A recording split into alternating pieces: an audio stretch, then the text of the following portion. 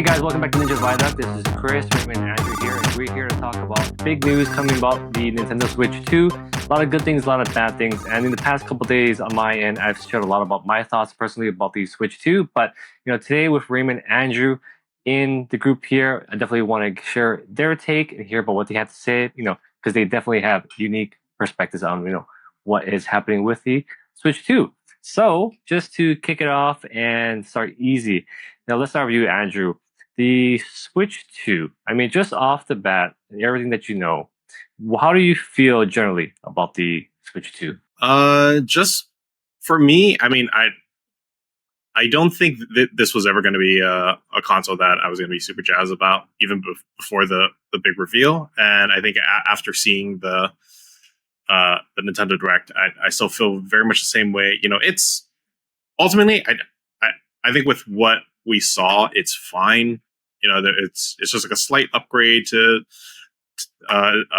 everything. It's bringing in more third party games, which is what we were kind of thinking would happen. Anyways, we did get the reveal of Elden Ring, which is something that I've been saying would have been a big hit, which I think it is. But ultimately, I'm still not moved to get a Nintendo Switch 2 anytime soon, if at all.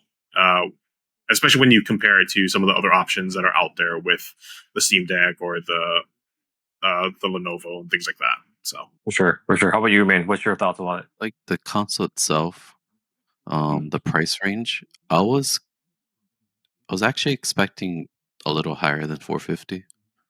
Really? So I mean, the console itself, it didn't like blow me away. Just like little nitpicks, like no OLED. I wish they kind of changed the Joy-Cons. I don't know about you, Andrew, but you have a Switch, right? yeah, I do. Like it's so flat, and then I'm used to like having that, like the traditional controllers with the booty in the back for grip. So I wish they kind of changed that, but it didn't like blow me away or anything like that. And then in terms of like, I guess the most, the $80-$90 Mario Kart, it kind of sucks, but it was either them or GTA. One of them were going to raise the price for all games. So, I mean, I get the hate, but yeah, I'm not really a Nintendo first party fan anyway. So, like, the more I thought about it, I'm like, it doesn't really affect me. Mm-hmm. I mean, the potential effect it will have outside of Nintendo. But at the same time, I'm thinking, okay, if I guess we can't talk about Ubisoft anymore, but like if those idiots came out with a $90 game, I'll be like clapping my hands because okay, finally they're going under because none, at this point, none of their IPs are worth 90. Yeah, it's definitely the biggest thing. What was I think going to be the pricing of the console itself, but also with the games. And I do think as time has gone on, there has been more emphasis on the pricing of the games itself. And same thing, it was like a bit of a sticker shock, but I think the more time I've had to digest it, I mean, it's been like almost 2 weeks, I think, since the reveal. Yeah. And it's, while it sucks, I think it's just like, given where we're at right now with like financials of the world and everything, everything's going up in price. And so it stands to reason that things that we do for our hobbies and entertainment, that would also go up as well. Because in terms of like PC handheld, like that's still like a niche market. I would think 450 for a Switch 2, that's slightly better than a Steam Deck. That's just my opinion. But and then maybe, I mean, when do you guys think they'll announce PlayStation 6? I would say if anything, another 4 years from now, we'll even get a hint of it. I suppose. I mean, 4 years probably earliest, but yeah, to me, if I had to benchmark it, Final Fantasy VII remake, the part 3, whatever that comes out, is probably gonna come out before the PS6. That's how I'm measuring. I think if we were in a more sort of like normalized timeline of everything, I would have actually guessed within like the next 2 years we would have gone ahead of it, just because let's see, PS5 came out, what, 2020, 2021 or so? And then we already got a PS5 Pro, right? Which is, I feel like, kind of an indicator to the um, like mid life cycle. So I feel like we would have gotten an announcement within like the next 2 years that like PS6 is happening and it's coming down the pipeline. But with everything kind of going on, like I wonder if they're going to try to stretch out what the PS5 can do and just till things start to like normalize with costs and then also with like tariffs and things like that too. I was thinking if PS6 and like the new Xbox comes out within 3 years, then 450 would actually be like a value buy. Because yeah, PS6, I'm assuming minimum is 500, 550. So if you can get a Switch 2, you can get, at least 4K gaming for 450. And then, I mean, these PC handhelds are just the prices are getting insane already. Like, I'm not going to pay $900 for a PC handheld. I might as well just buy a desktop. Unless Steam Deck 2 comes out and they do something crazy. I wish, in my fantasy world, that Xbox Asus collab handheld they're making. I wish they came out like. I heard you guys were not satisfied with the Switch 2. Here's ours at $399. Yes, that would be the most consumer friendly practice. And everyone's gonna be riding Xbox now. Yeah, for sure. I mean, like the thing about Xbox and Microsoft is, I mean, you can tell they're definitely pushing with the whole they're definitely pushing games as a service or like as like a software as a service, right? Like the whole Game Pass thing. And you can argue that the Game Pass, even though I don't play Game Pass, I know you have it, and I tinker around with your library with Game Pass. I mean, I still argue that I still believe in the idea that it is pretty fair value, especially for what they're putting on day one, like Call of Duty games on day one, Halo on day one, for example, Indiana Jones on day one on Game Pass. I mean, it is pretty good value. I agree, and I think that if Microsoft does whenever they announce their own handheld, they're gonna just include that Game Pass model, maybe some variant of it to somehow make it more profitable. I'm not too sure how profitable it is, but once that handheld comes in, you connect Game Pass on it. I mean, yeah, that's something I agree would be very, very, very, very compelling value for the consumer. However, you think about the whole Xbox versus PlayStation versus Nintendo thing. I mean, at the end of the day, if you have a game that's be of a platform that's of pretty good value to a gamer, people are going to gravitate towards it, which is definitely agree what you're getting towards too. I just hope with everything kind of happening now, I just really wish that like PlayStation's and Xbox's handheld gets launched fairly soon because I'd love to see what they're able to do and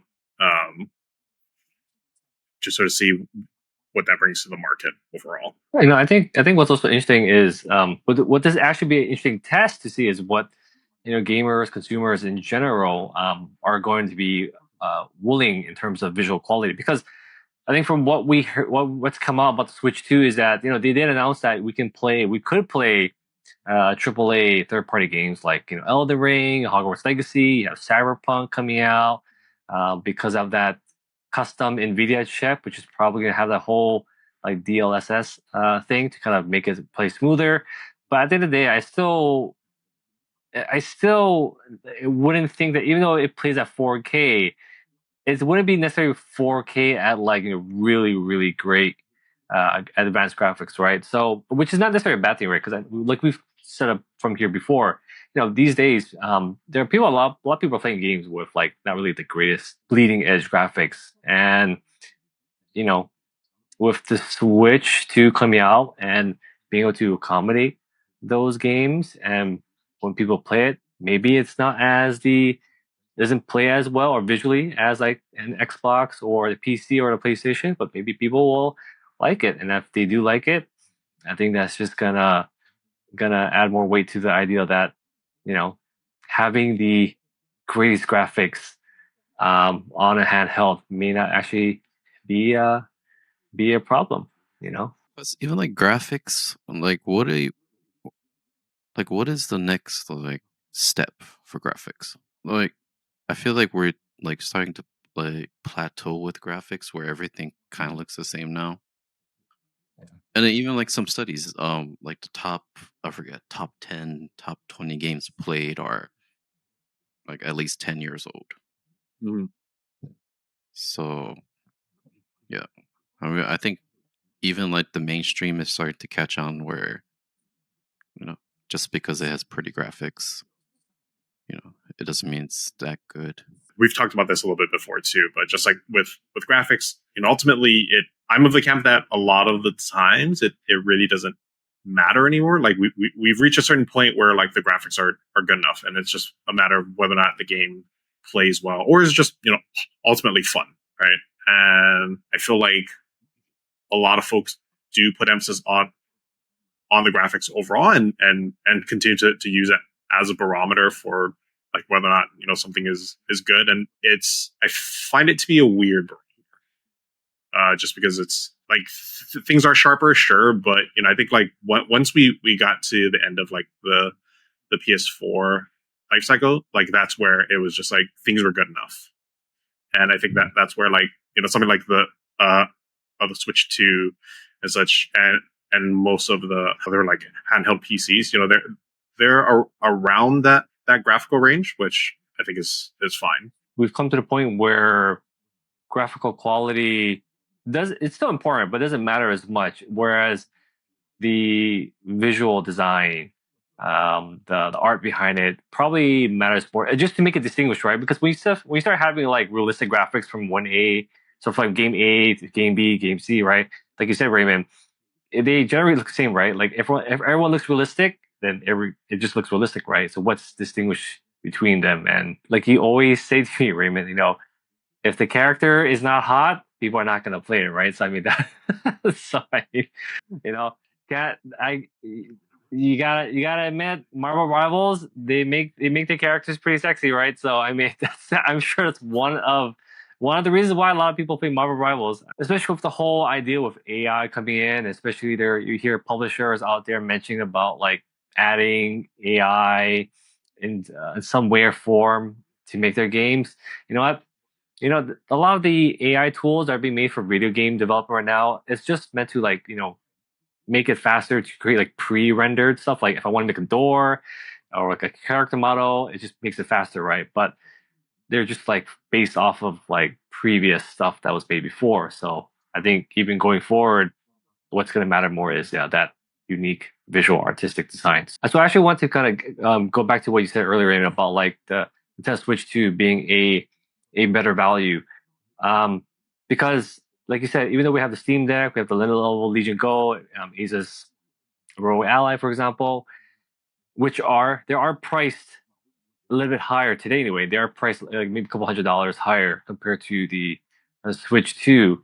But definitely one thing I see is that even though the hardware might be more expensive up front, the games catalog, right? You could like correct me if I'm wrong, Andrew, but for example, on Steam Deck, right, or any other handheld PC handheld, right, you're able to buy games off of Steam, right? If you're buying most of those games on Steam, which including the AAA titles on Steam library, for example, right, often those games come on sale, right? Like maybe you have like a $60 game, right around the corner you have a summer sale, spring sale, etc., and that thing drops by 25%, 50%, depending on the game.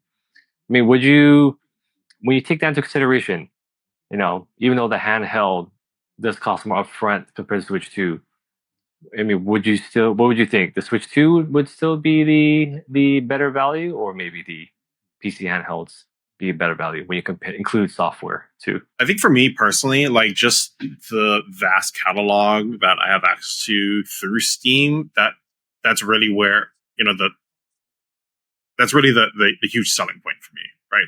And it's not just Steam too. I mean, like you can access things like Epic or EA Origins and things like that too. So there's more value there as well. But yeah, just having access to that vast catalog, and it's not just the AAA too, but like all these indie developers that you really don't find on Nintendo Switch, or of the Nintendo catalog too. While they have been able to bring over some stuff, there's what I consider just sort of like the Nintendo tax, where like some of these games have been out for like 5-10 years, but they are charging like double, even triple the price that you would get it on at full price on like Steam. I don't find myself going back to Nintendo anytime soon, but that's just me. Yeah, it would have to depend on the exclusives. Because if I'm thinking about like the DS, 3DS era, Yeah. and then how many great, like for me, there's so many great like RPGs, turn-based RPGs, strategy RPGs that you couldn't find anywhere else. So if they come out with, like Switch exclusive games like that, then to me, I think it would be a good value. So if they come out with maybe, instead of that stupid expansion pack for GameCube, they just make a physical cartridge of the best of NES, SNES, right? And they can solve their the emulator piracy problem. There's obviously a market for that. Charge. It's gonna be Nintendo, so I would think like $20. For like those old school like top 30 games. I don't know. There's a lot of things they could do because I don't like. I always never compared Nintendo as like a graphic powerhouse because they always had like the quirky, unique creative games. But I guess with the rise of indie games now, I hope Nintendo has something up their sleeves. But I feel like when it first announced, I was a hater, but I just want to see where it goes. Yeah, I think it's definitely interesting to see what happens. I'm actually kind of quite curious to see how much brand power Nintendo has with the younger generation. Because you hear a lot of them are playing things like Valorant, Fortnite, Roblox, Minecraft, stuff like that, and those are huge IPs in their own right today, right? And I mean, sometimes when I think about Nintendo, I do think that is Nintendo big with the younger generation, or are they just big with our generation, like millennials, the Gen X, right? For example, because back in the 80s and 90s, right? I mean, like you had like Nintendo, Super Nintendo, N64, for example, and yeah, those are classic things that are all three of us are it's like stuck in our minds, right? We know we we are familiar with all that, but it makes me wonder if not that we have any data for it, but I do wonder if it rings as strong for the brand with younger generation today. Since my son is 2 right now, but if he was maybe 4 or 5, um, like I would buy a Nintendo for him because it's just easier to find, maybe more of a kid game in the Right. Nintendo catalog. That's a good So point. yeah, so it's not like they're forced to play Nintendo, but like as a parent, it would be easier for me to just pick up a Nintendo for my kid, where you don't have to worry about any kind of mature content. I guess that's true. When we think about it, how did we get exposed to Nintendo, right? I remember Andrew, our parents getting us Nintendo, right? Was it our choice? No. So that's how we found out about it, right? Duck Hunt, for example, Super Mario, right? That's how we found out about it. So no, yeah, actually that's a really good point, Raymond. I never really did think about that and how much the parent wants to provide their child, and it's the one that dictates, well, not be dictates, but provides that first experience. Us millennials are softer parents because I remember I had Mario and Mortal Kombat, and my parents didn't care. I mean, we also had some questionable things back then too. It's just like whatever we could get our hands on. But the biggest one, just on PlayStation One, Steel Harbinger. Yeah, that was messed up. That game was messed up. If anyone's watching this, just if you don't know what Steel Harbor is, just Google it, watch some YouTube clips of it, and you'll understand what I mean. How young kids should not be have played that game at all. So don't even know how we got the hands on that. How did we get our hands on that game? I can't remember. Oh yeah, but I also had, um, I guess like the concern on the console price. Mm. But if my son was 4 or 5, and that system costs 450, there's no way he's playing in handheld mode ever. You know how kids are; they don't really. I don't think they mean to, but they don't really take care of their stuff. So I could see why being 450 would be of issue for families because I know they'll just chuck that thing when they're done. Yeah, actually, no. How much is that controller anyway? It's like Isn't it kind of more? Isn't it more expensive than like a PlayStation 5 controller? I think so. What is it? It was like $80. I think. Or let me see. Or just for the regular Joy Cons. Yeah, they're like 70 or 80. Joy-Con controller pair is $90. Nintendo Switch Pro controller is $80. That is more than a PlayStation 5 controller. And I thought the PlayStation 5 controller was already pretty expensive already. Yeah, those things do not go on sale either. I mean, you know what? That actually makes me think of another question. Do you think Nintendo will ever feel the pressure, the need to actually put their stuff on sale? Because yeah, Nintendo historically has never ever put their stuff on sale. And even if they did, it's only like what, $5, $10, $15 difference, if ever. I mean, okay, so like Andrew, like you coined the term handheld wars, right? Which I definitely think it's on the table for it to be there being handheld wars. You have Switch 2 coming in, you have Sony, you have Microsoft trying to build something, and you already have the PC handhelds coming in, right? As much as I understand that Nintendo is very unique in terms of the kind of games they get, like you can't. Mario is unique, Yoshi is unique, Donkey Kong is unique, Kirby, Smash Bros is definitely unique, 100%. You can't replace that. But when you have things like the Steam library or Epic Games library, wherever you buy your games on the PC side, part of me thinks I don't know if Nintendo will ever feel like it. But I mean, do you guys feel like Nintendo will be under pressure to maybe start being more price competitive? I think the only thing that would cause them to do that is if we have like back to back Wii U type eras uh, of like console generations for them. But I think with what or like the success of the Switch itself was just so meteoric, and we can like make some complaints and speculate, whether or not that the Switch 2 is or like how well it's going to do in terms of sales, but I'm sure it's going to do just fine, right? But I do think it would need to have like two pretty like catastrophic generations of console sales to for them to even consider that, because like I mean, to their for better or worse, right, they do hold their IP to such an esteem that they're like, no, we're never going to go on sale. And all the and I mean, like sometimes if a game has reviewed very poorly, like they have to put like those items on sale, but anything that has reviewed well, these things are still full price, even for previous generations, right? So Yeah, I agree with that.